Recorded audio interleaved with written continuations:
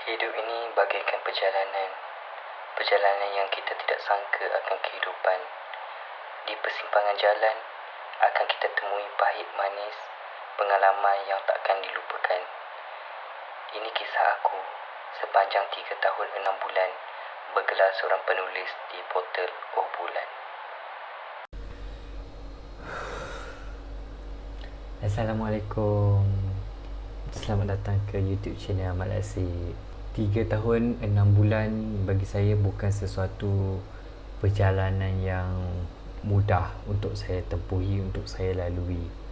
Banyak liku-liku, onak duri yang saya hadapi. Saya jarang untuk buat ataupun untuk share something yang menyentuh hati. Kalau boleh saya tak nak buat konten ataupun nak bercerita benda-benda yang menyentuh hati. Tapi saya buat ini, tujuan saya buat video kali ini adalah mengenai kerjaya saya, pengalaman saya sebagai seorang penulis di portal hiburan iaitu Oh Bulan. Tengok baju Oh Bulan, t-shirt Oh Bulan dah turun colour dah. Dia dah basuh-basuh, lepas tu dah ni dah. 3 tahun 6 bulan. Ya. So korang enjoy lah menonton video ini dan dengar kisah daripada saya. Okay. Sebelum masuk bulan, saya habis degree. Saya balik kampung. Kat Kedah pun saya tak tahu benda apa yang nak buat. Pergi apply kerja, orang reject sebab saya ada degree. Lepas tu saya buat keputusan untuk balik ke Shah Alam. Bila saya sewa rumah kat Shah Alam, saya pun susah nak cari kerja waktu tu. Jadi saya buat keputusan untuk apply kerja dekat satu kedai baju yang macam Uniqlo. Tapi tu bukan Uniqlo, dia nama apa saya tak ingat dah kedai baju tu nama apa. Dia bukan Uniqlo, tapi dia macam Uniqlo, H&M lah. Padini yang jual baju tu. Lepas tu kerja saya lipat baju, layan customer, ambil stok, susun stok untuk kedai. Lepas tu ada sahabat baik saya, sahabat daripada diploma sampailah sekarang, sampai dia kahwin dah ada anak dah, Megat Zaim Syamin. Dia adalah salah seorang sahabat yang memberi saya laluan, membuka pintu rezeki kepada saya. Dia kata kat saya waktu tu, Oh Bulan ada kerja kosong sebab one of the writer dekat Oh Bulan ni berhenti kerja lah, macam tu, dia berhenti kerja. So ada kerja kosong, kau try lah, sebab walaupun ni bukan bidang kau, bukan bidang kita yang belajar filem, tiba-tiba nak jadi seorang penulis hiburan pula tu, so tak ada experience benda tu. Jadi bukan kepakaran saya untuk menulis. Mereka kata walaupun bukan bidang kita, tapi kau try lah, sebab aku tahu engkau rajin. Engkau kalau bagi task apa, engkau akan settlekan, engkau boleh buat apa semua. Engkau jenis yang nak belajar lebih lagi apa semua, nak ilmu lagi. So engkau try. Saya pun ketika itu try lah, nasib. So saya hantar resume, Megat bagi email apa semua, saya hantar resume apa semua untuk nak apply jadi seorang writer di portal Oh Bulan. Waktu tu tahun 2018 hujung bulan Januari. Saya ingat lagi sebab saya masuk bulan Februari, awal bulan Februari. Waktu saya kerja dekat kedai baju tu, butik baju tu, at the same time saya apply juga jadi student master dekat Fakulti Filem Teater dan Animasi. Saya teruskan pengajian master dalam bidang pengajian filem, research. Sampai sekarang tak habis lagi. Waktu tu tahun 2017 saya buat master, start buat master 2017. Sampai sekarang 2021 pun tak habis lagi. Saya dapat panggilan untuk interview daripada leader saya sekarang lah, iaitu Wan Syahrudin. Dia interview saya. Waktu tu ada 3 orang kandidat, 2 lelaki termasuk saya dan seorang perempuan. Lepas tu dia bagi task kat saya. Saya ingat lagi waktu tu Wan bagi task kat saya, suruh tulis short article dalam masa yang sangat singkat, on the spot waktu tu. Lepas tu saya tulis je lah. Saya tulis berdasarkan ilmu yang saya ada. Jujur saya cakap, before ni saya tak tahu pun Oh Bulan tu apa. Saya tak tahu pun sebab saya bukan jenis yang main Facebook yang follow page hiburan-hiburan ni. Saya tak tahu pun Oh Media ataupun Lobak Merah waktu tu, saya tak tahu pun apa benda tu. Tapi bila saya nak pergi interview tu, saya dah study Oh Bulan ni apa, kisah dunia, Oh My Media, Oh Media, saya agak geli. Waktu tu baru saya tahu porter hiburan, baru saya tahu brand-brand tu semua.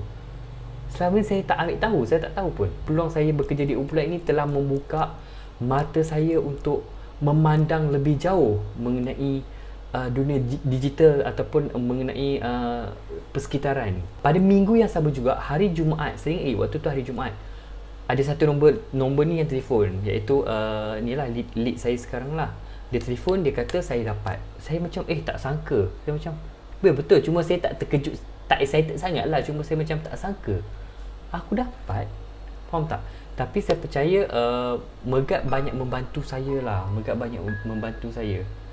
Saya macam bersyukur sangat ada kawan yang membantu saya. Sebab saya ingat lagi Megat pernah cakap Megat pernah cakap macam ni kat saya.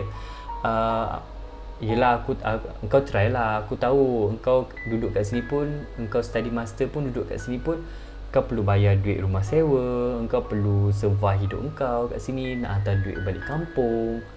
So nak bayar duit yuran study.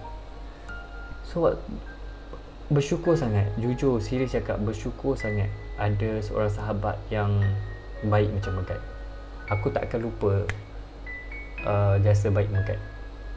Sampai ke hari ni masih ingat momen-momen pertama kali Megat suruh apply kerja dekat Obulan. Bercakap mengenai kenangan sepanjang bekerja kat Obulan ni memang banyak. Environment kerja, environment office mate, klik apa semua, dia orang sangat best. Diorang best, team yang best. Memang one of my dream lah untuk nak bekerja dengan orang-orang dan juga environment yang macam ni. So dulu ingat lagi sebelum pandemik, banyak trip. Kita orang pergi trip, company trip, ataupun kita ada IYF buat event, kita pergi makan-makan, hang out together, lepak-lepak together. Dan saya bersyukur memiliki news team, berada di team writer, mengajar saya banyak perkara. Pertama sekali adalah mengenai penulisan bahasa Melayu.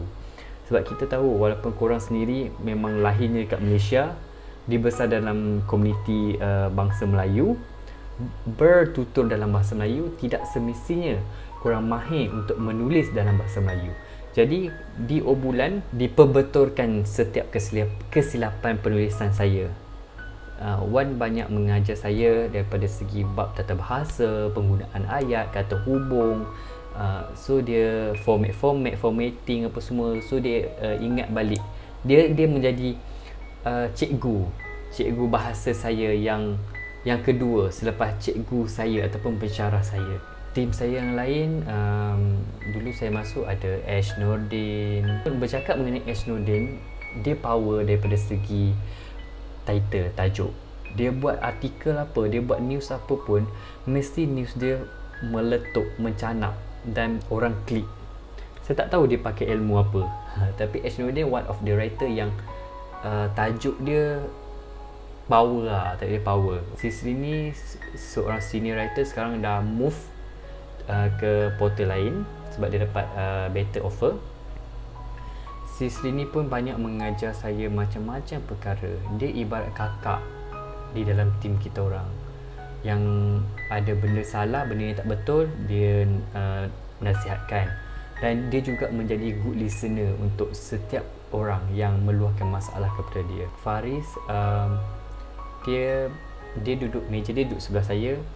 Dan dia macam abang saya yang tegur saya, tegur penulisan saya. Dan dia menarik mengenai Faris ni, dialah orang pertama yang ajar saya untuk join event running. Dia orang pertama yang macam macam ni nak register, nak join event untuk running, macam ni. Muzik run lah, selangor run, apa semua run lah dia ajar saya. Lepas tu saya pun macam join. Lepas tu dia juga orang yang macam tips untuk lari dengan orang tahu konsisten ataupun tak cepat penat, apa semua, pemilihan kasut dan sebagainya. Saya ingat lagi. Daripada situlah saya terjebak untuk join event run apa semua. Lepas tu ada Pika. Pika pun dia seorang yang funny. Tanpa dia dalam tim kita orang macam hamba. Dialah seorang yang penyeri tim. Dan dia kalau bab makan memang boleh refer ke dia. Memang kelakar, Pika kelakar. Dia macam padahal dia tak buat lawak, tapi saya rasa benda tu lawak. Bagi saya benda tu lawak. Padahal bagi dia tak lawak pun. Bagi dia macam biasa je. Saya terhibur.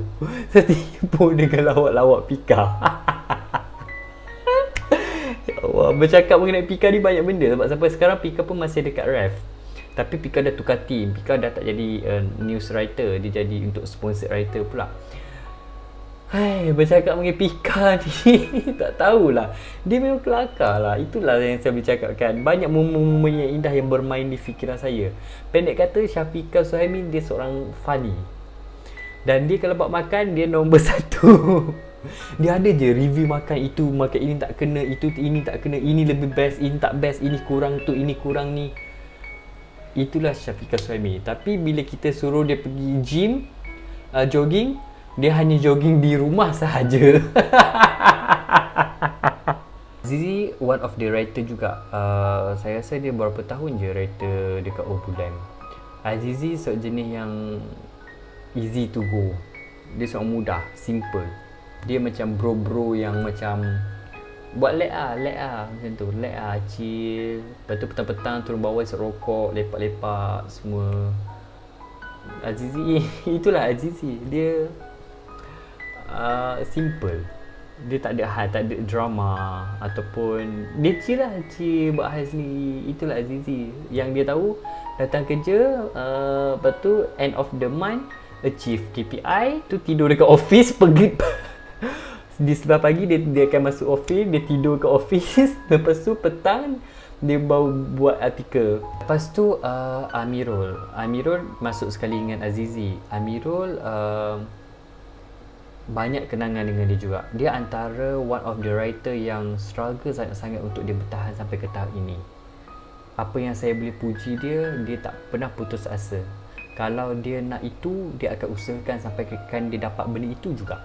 Itu adalah Amirul Ashraf.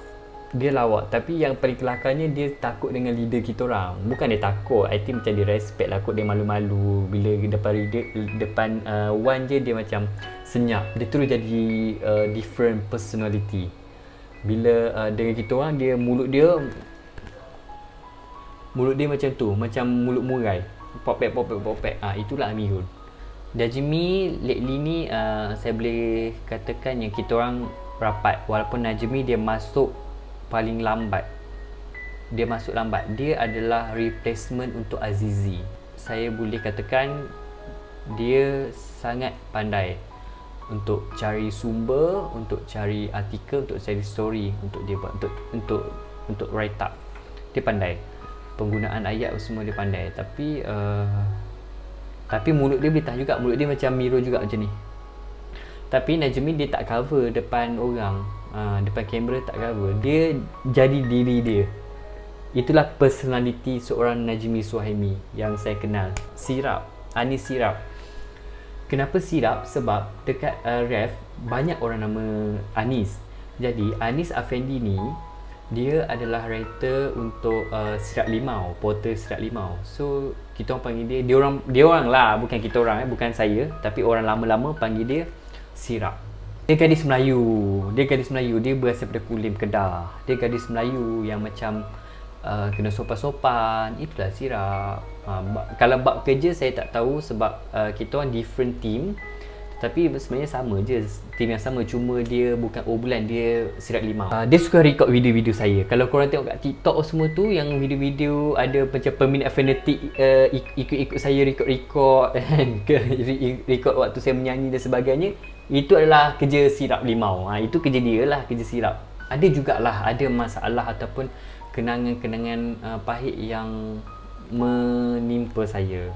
One of the benda tu yang saya tak nak, kalau boleh saya tak nak lah benda tu berulang. Sebab tak elok. Bukan tak elok, I mean macam saya pun rasa tak best lah.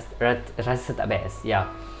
Pada tahun 2018 ke 19, lebih kurang around that year, ada kisah yang terjadi. Saya dikecam di media sosial, seluruh media sosial, termasuklah Facebook, Instagram dan juga Twitter.